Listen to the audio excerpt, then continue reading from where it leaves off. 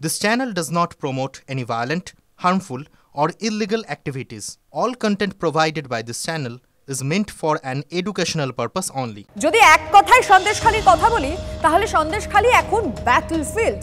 বছরের শেষ দিনেও রাজনৈতিক উত্তাপে সরগরম। গতকাল আমরা দেখেছিলাম সন্দেশখালীতে সভা করেন মুখ্যমন্ত্রী মমতা বন্দ্যোপাধ্যায়, আর আজকে যাচ্ছেন শুভেন্দু অধিকারী। আমি সরাসরি এই নিয়ে কথা বলবো, আমাদের রিপোর্টার সুমন রয়েছেন আমাদের সঙ্গে। সুমন, আজকে শুভেন্দু অধিকারী কি কারণে যাচ্ছেন, তার কি কর্মসূচি রয়েছে, এখন অবধি কি খবর? দেখো, মুখ্যমন্ত্রী মমতা বন্দ্যোপাধ্যায় গতকাল এসে এখানে প্রশাসনিক সভা করেছেন, প্রকল্পের সুবিধা তুলে দিয়েছেন, পাশাপাশি রাজনৈতিক বার্তা দিয়ে গেছেন। সন্দেশখালী বছরের শুরুতে বিতর্কের শিরোনামে এসেছিল তৃণমূলের দাদাগিরি অত্যাচারের ফলে নিপীড়িত মানুষদের কণ্ঠস্বরে। মুখ্যমন্ত্রী সেই ক্ষতে প্রলেপ লাগানোর চেষ্টা করেছেন। তবে শুভেন্দু অধিকারী আজকে কিন্তু আসছেন যাতে তৃণমূল কংগ্রেস সন্দেশখালীতে জমি পুনরুদ্ধারে ব্যর্থ হয় তার জন্য। শুভেন্দু অধিকারী এখানে জনসংযোগ কর্মসূচি করবেন, বিরাট মাঠ নেওয়া হয়েছে শুভেন্দু অধিকারীর জন্য, সেখানে তার সভা হবে এবং বসিরহাট সাংগঠনিক জেলার প্রচুর নেতৃত্ব তারা উপস্থিত থাকবেন। স্বাভাবিকভাবেই বলা চলে যে ব্যাটেলফিল্ড সন্দেশখালী যে জায়গায়, একদিকে যখন মুখ্যমন্ত্রী আসছেন, পরের দিন বিরোধী দলনেতা সেখানে আসছেন। তবে তোমাকে আমি বলে রাখি, আজকে শুভেন্দু অধিকারী এই সভায় কিন্তু সন্দেশখালীর আন্দোলনকারীরা তারা প্রত্যেকে আসবেন এবং তাদেরকে নিয়েই কিন্তু কার্যত বার্তা দেবেন শুভেন্দু অধিকারী। তার কারণ একাধিক সমস্যা রয়েছে সন্দেশখালীর এবং বছর ঘুরে যাওয়ার পরে মুখ্যমন্ত্রী সেখানে এসেছেন, ফলে পাল্টা কর্মসূচি বলা চলে এটা শুভেন্দু অধিকারী, যে জায়গায় ব্যাটেলফিল্ড সন্দেশখালী বিজেপি বনাম তৃণমূল। একেবারে সুমন, ঠিক কথাই বলেছো, ধন্যবাদ তোমায়। আমাদের দেখার রয়েছে আজকে শুভেন্দু অধিকারী ঠিক কি বার্তা দেন, কি বলেন, নজর থাকবে। যারা আন্দোলন করেছিল, একসাথে আন্দোলন করেছিলাম, শাসক দল তাদেরকে মোটা অ্যামাউন্ট দিয়ে কিনে নিয়েছে, কিছু মাত্র মানুষকে, সবাইকে কিনতে পারেন। তো দিদি সেই টাকাটা দিয়েছেন, সেটা দিদির ফান্ড থেকে বেরিয়েছে, তো ওইটা দিদি রিমাইন্ড করালেন সবাইকে। দিদি ফসল তুলতে পারবেন না, কেননা বিধানসভাটা আমরা জিতে আছি, 26-এর বিধানসভাও আমরা এক চুল মাটি আমরা ছাড়তে রাজি নই। দুষ্টু লোক আমাদের ভারতীয় জনতা পার্টিতে নেই, দুষ্টু লোক যদি থেকে থাকে টিএমসিতেই আছে। ভারতীয় জনতা পার্টিতে কেউ দুষ্টু লোক হিসাবে নেই। যার পার্টিতে যারা দুষ্টু হয় তারা সেটা নিজেরাই জানে তার পার্টিতে দুষ্টু লোক আছে, তাই তিনি সেটাই নিজের মুখ থেকে প্রকাশ করেছেন। আপনাদের নিশ্চয়ই মনে আছে, এই বছরের শুরুতে সন্দেশখালীতে আন্দোলনের ঢেউ তুলেছিলেন স্থানীয় মহিলারা। শাহজাহান বাহিনীর বিরুদ্ধে নির্যাতনের অভিযোগ আসে, আর সেই আন্দোলন এখন অনেকটাই স্তীমিত।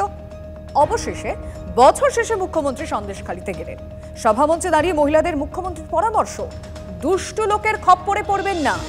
সন্দেশখালীতে দুষ্টু লোক ছিল, তাহলে কি মেনেই নিলেন মুখ্যমন্ত্রী?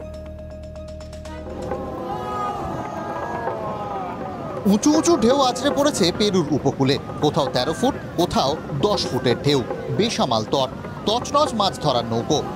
বছর শেষে বড় বিপর্যয়। সাগর পাড়ের পেরু থেকে কাট্টু নদী পাড়ের সন্দেশখালী। বছরের শুরুতেই আন্দোলনের ঢেউ দেখেছিল উত্তর 24 পরগনার এই জনপদ। ঝাঁটা লাঠিহাটে রাস্তায় বেরিয়ে এসেছিলেন মহিলারা, মুখে বিস্ফোরক অভিযোগ।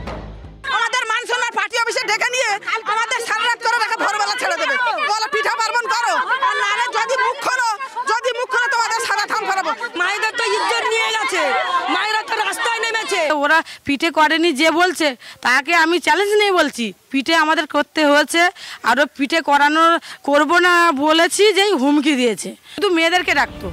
সেই আন্দোলনের পর একদিনও সন্দেশখালী যাননি মুখ্যমন্ত্রী মমতা বন্দ্যোপাধ্যায়। বছর শেষে সন্দেশখালীতে দাঁড়িয়ে মুখ্যমন্ত্রীর মুখে পিঠে পার্বণ। পিঠে পালো হচ্ছে মা বোনেরা, পৌষ পার্বণ হচ্ছে, মেলা হচ্ছে, পিঠে পার্বণ হবে, কোনো দুষ্টু লোকের খপ্পরে পড়বেন না। আর মনে রাখবেন, কোনো মেয়েরা কেউ ডাকলো আর চলে গেল সেটাও যাবেন না। মুখ্যমন্ত্রীর মুখেই দুষ্টু লোক, তবে কি সন্দেশখালীর মা বোনেদের অভিযোগ মেনেই নিলেন? যদিও অপপ্রচারের পুরনো অভিযোগেই শান দিয়েছেন মমতা বন্দ্যোপাধ্যায়। আমি জানি এখানে অনেক টাকার অঙ্কের খেলা হয়েছে, পরে দেখলেন তো সবটাই ভাওতা, মিথ্যা বেশি দিন চলে না। কুৎসা বিদায় হোক, অপপ্রচার বিদায় হোক, চক্রান্ত বিদায় হোক। সবই কি অপপ্রচার? যদি তাই হয় তাহলে মুখ্যমন্ত্রী দুষ্টু লোকের কথাই বা বললেন কেন? রাজ্য রাজনীতিতেও জোর তাল ঠোকাঠুকি।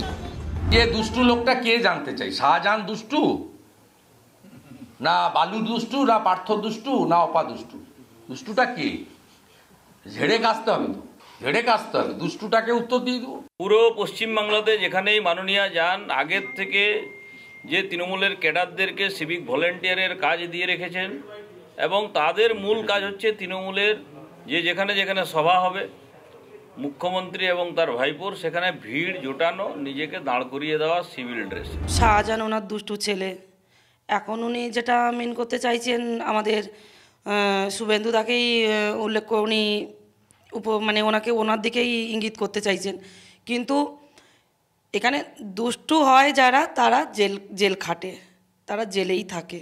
সভার একেবারে শেষে মুখ্যমন্ত্রী বলেছেন, সন্দেশখালিতে একটা ঘটনা ঘটলে আমার কানে আসবে 1 সেকেন্ডের মধ্যে। আমি সকাল থেকে রাত মানুষের পাহারাদারির কাজ করি। পাহারাদারিতে ফাঁকির অভিযোগ তুলেই সরব হয়েছিলেন সন্দেশখালীর মহিলারা। ইডি শাহজাহানের বাড়িতে তল্লাশিতে না গেলে বাংলা কি এই অভিযোগগুলো শুনতে পেত? দীক্ষা ও সুমনের রিপোর্ট, TV9 বাংলা। বার্তা আরো দিয়েছে, পয়সা দেবেন না বললেন মুখ্যমন্ত্রী। আগেই বলেছিলেন টাকা তোলার মাস্টার চাই না। এই কথাগুলো বারবার বলতে হচ্ছে কেন তাকে? শুভেন্দু অধিকারী বারবার বলেন টাকা মারা কোম্পানি, তাই কি খোঁজা লাগছে তৃণমূলের গায়ে?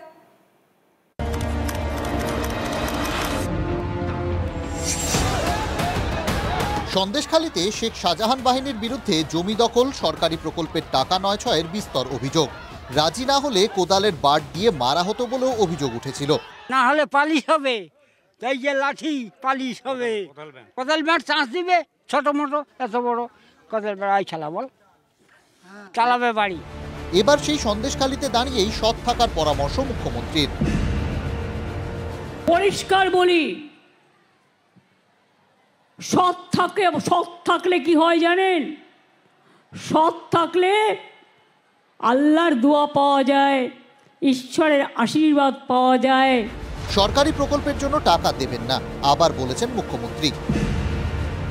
আমরা যে স্কিমগুলো দিচ্ছি এই স্কিমগুলোর জন্য কাউকে কোনো পয়সা দেওয়ার দরকার নেই। এটা গভর্নমেন্টের টাকা, আপনি পাচ্ছেন সরাসরি ব্যাংকের মাধ্যমে, তাই কাউকে কোনোদিন কেউ চাইলেও দেবেন না। কোনো পয়সা কাউকে গভর্নমেন্টের কোনো স্কিমের জন্য দেবেন না। এই বার্তা কি শুধু সন্দেশখালীর জন্যই নাকি গোটা বাংলার জন্য? এবছর জুনে লোকসভা ভোটে 29টি আসন জেতার কয়েকদিন পরই মুখ্যমন্ত্রী বলেছিলেন, আমি টাকা তোলার মাস্টার চাইছি না, আমি জনসেবক চাইছি। এরপর কি টাকা তোলা বন্ধ হয়ে গিয়েছে? উত্তর না। একের পর এক অভিযোগ। বাংলা আবাস যোজনার টাকা অ্যাকাউন্টে পৌঁছতেই হাত পাততে পৌঁছে যাচ্ছেন তৃণমূল নেতা কর্মীরা। প্রমাণ সমেত অভিযোগ করেছেন বিরোধী দলনেতা শুভেন্দু অধিকারী। যেমন মুর্শিদাবাদের জঙ্গিপুর মহকুমার সুতি কাশিমনগর পঞ্চায়েতের বুথ সভাপতি নীলিমা দাস। কারণ 15-20 হাজারের কম লেয় না মা, আমার বিশ্বাস করেন, শুনেন মা, এই টাকার ভাগিদার কেউ নয়, আমরাই, তাছাড়া আর কেউ না। টাকা নেওয়ার কথা অস্বীকারও করেননি তৃণমূলের ওই নেত্রী। নতুন কর্মী হিসাবে আমার অতটা অভিজ্ঞতা নাই যে কী থেকে কী হয়, কী থেকে কী হয় না, আমি অতটা জানি না। আমার ভুল হয়েছে, আমি বুঝতে পারিনি সঠিকটা। শনিবার আরও একটি অডিও পোস্ট করেন বিরোধী দলনেতা। সেখানে চোপড়া সুভাষনগর বুথের তৃণমূল নেতা চিত্তমণ্ডলের বিরুদ্ধে টাকা চাওয়ার অভিযোগ। না, আমি 20,000 টাকা তুমি মার কাছে চাইতে আসছো। 20,000 টাকা তুমি কিসের জন্য? তোমাকে 20,000 টাকা দিব? আমি এই যে রোডে আছি, রোডে আসলে না, কিসের জন্য 20,000 টাকা দিব বলো? মার কাছে তো চাইতে আসছো, এখন বলতে পারছো না? শুভেন্দু যখন এই ধরনের অভিযোগ নিয়ে পোস্ট করেন, সঙ্গে লেখেন টিএমসি সমান টাকা মারা কোম্পানি। বিরোধী দলনেতার খোঁচা খেয়ে শাসক দল কি সত্যি অনুতপ্ত? তাই কি ইমেজ মেকওভারের টাকা না দেওয়ার বার্তা মুখ্যমন্ত্রীর? তার মানে ওরা ঘুষ নিত, নেয়, এগুলো সব ইমেজ বিল্ডিং। 25 সাল পরশু দিন ভোটের বাজনা বেজে গেছে। বিরাট কাজ হচ্ছে, বিরাট ভালো কাজ হচ্ছে। তার মধ্যে কিছু খারাপ লোক তো সব সময় সব যুগে থাকে, তো তাদের খপ্পরে যেন কেউ না পড়েন সেই জন্য মুখ্যমন্ত্রী সাবধান করে দিয়েছেন। আপনি এই বলুন, ওই ল্যাপটপের টাকা মোট সংখ্যাটা হচ্ছে 46 লাখের বেশি, আর গন্ডগোলটা হচ্ছে 1900। মুখ্যমন্ত্রী বলার পরও লোকাল নেতারা টাকা চাওয়ার সাহস দেখান কি করে? কড়া শাস্তির বন্দোবস্ত নেই, তাই কি খুল্লাম খুল্লা তোলাবাজি? দীক্ষা ও সুমনের রিপোর্ট, TV9 বাংলা।